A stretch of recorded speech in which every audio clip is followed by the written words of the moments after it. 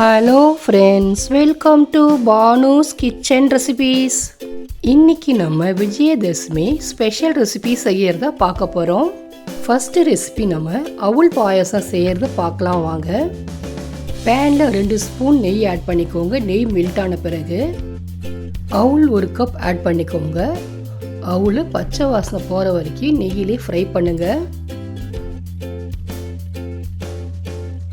அவுளில் பச்சை வாசனை போன பிறகு பால் 400 ml ஆட் பண்ணிக்கோங்க.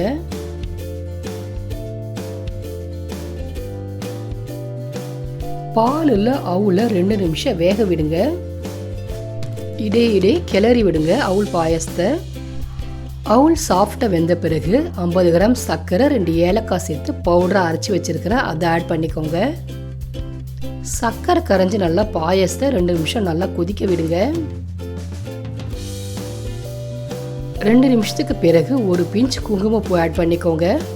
அவுள் பாயாசம் ஒரு கொதி வந்த பிறகு ஃப்ரை பண்ண முந்திரியும் திராட்சையும் ஆட் பண்ணிக்கோங்க. இப்போ ஒரு வாட்டி கலந்து விட்டுட்டு ஒரு கொதி வந்த பிறகு ஸ்டவ் ஆஃப் பண்ணிடுங்க. அவுள் பாயாசம் உங்களுக்கு மீடியமான கன்சிஸ்டன்சியில் தான் இருக்கணும். ரொம்ப கெட்டியாக பண்ணிட்டீங்கன்னா ஆறின பிறகு பாயாசம் ரொம்ப கெட்டியாயிடும். அவுள் பாயாசம் ரெடி ஆயிடுச்சு. இப்போ ஒரு பவுலுக்கு மாற்றிக்கோங்க.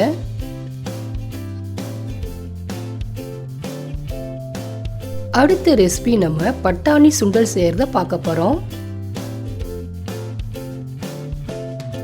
பட்டாணி 1 கப் எடுத்துக்கோங்க. 2 வாட்டி வாஷ் பண்ணி 6 மணி நேரம் ஊற வச்சுருங்க.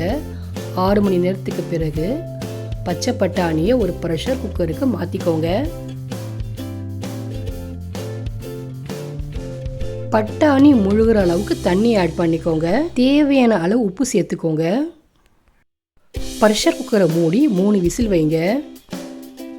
3 விசில் வந்ததுக்கு பிறகு ப்ரெஷரை ரிலீஸ் பண்ணிவிட்டு ப்ரெஷர் குக்கரை திறங்க. பட்டாணி உங்களுக்கு நல்லா வெந்துருச்சு. எடுத்து வடிகாட்டி வச்சுக்கோங்க.